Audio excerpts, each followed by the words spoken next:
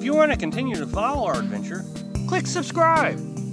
So you don't miss anything, click the bell notification.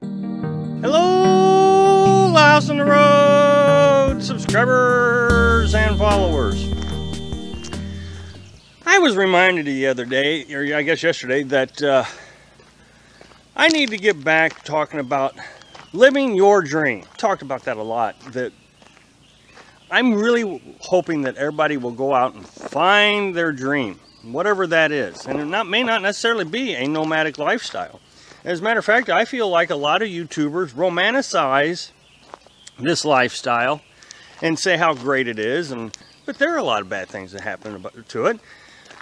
And the other part of this is de-stressing your life. As a lot of you know, Carolyn and I, before we started our nomadic lifestyle, living our dream, we were working 60, 70, sometimes 90 hours a week, just non-stop. It was constant, all the time.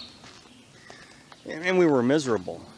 You know, people say that money buys happiness, and it doesn't, because we were making pretty good money. The first time in my life that I made that kind of money, and we just were not happy.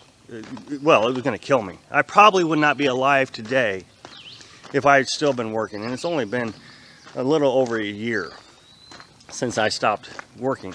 So we decided to start our lifestyle, living in a pop-up camper. And long story, but the abbreviated subject is we bought the pop-up camper before we stopped working. We fixed it up. We were going to take some vacations with it. Well, that was a joke. We never would get a vacation. So when we quit our job, discussed living in a camper, and we thought, why not doing a pop-up? And it was wonderful.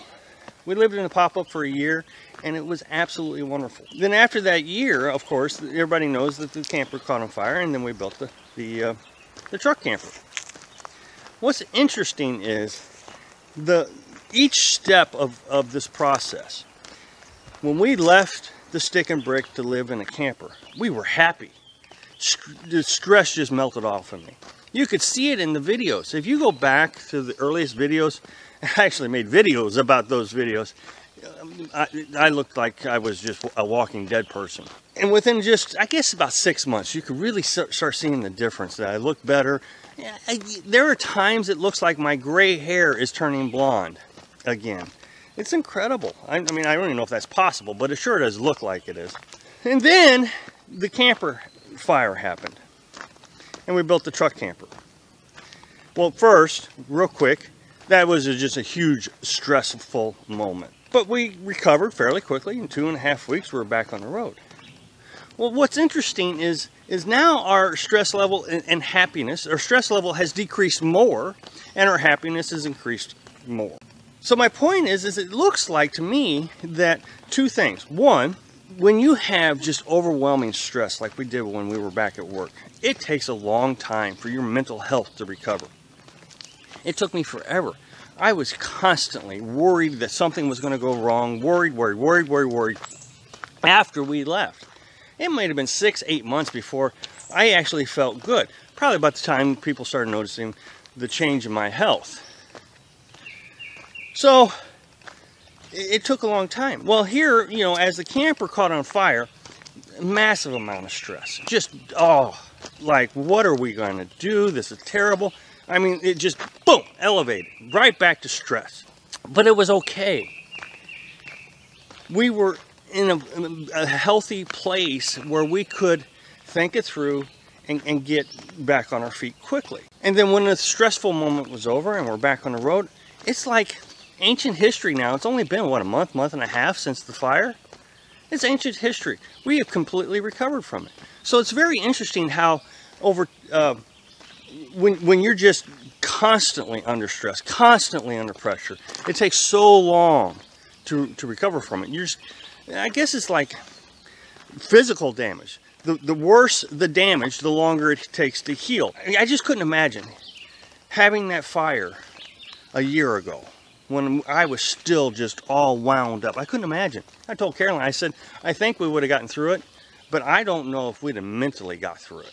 Then the other part of it is, I think happiness comes in stages too. As you're decompressing, your happiness level goes up. So when we left the house, Well, when we left work, I was happy. I mean, it was great. Man, finally, out of work. I just, you know. And then we left the house, and it was like, I'm happy, I'm happy, I'm happy. But now we have the truck camper. I'm happier, happier, happier. And the happiness just keeps growing as the stress level comes down. What is interesting to me is it took such a traumatic experience to get out of the pop-up camper to come into a better, happy place. Same thing if you think about what it was when we left the stick and brick. We came out of a terrible situation to come into a happier place. And please, please, please, please understand, I am not talking about coming out here and living in a van or living in a camper or living, no, because I think that a lot of people come out here, I've actually met a few, they come out here and it's worse for them because it's not what everybody told them on these YouTube channels. So I'm not encouraging the nomadic lifestyle, but I'm encouraging you to go follow your dreams. There's one lady that follows us, Linda. She lives in an A-frame house all the way back in the woods, and that's her dream. Goat farming, whatever it is. You know, today's the most stressful thing I have to worry about is this YouTube video and climbing that hill because I walked down it, now I gotta go back up it. And then finally, taking a shower today is going to be probably the hardest thing I have to do today because I got to go find some water. That's about the most stressful thing I got to deal with today, which makes me quite happy. So, thanks for watching. Be sure to subscribe. Click like if you like the video, and happy travels.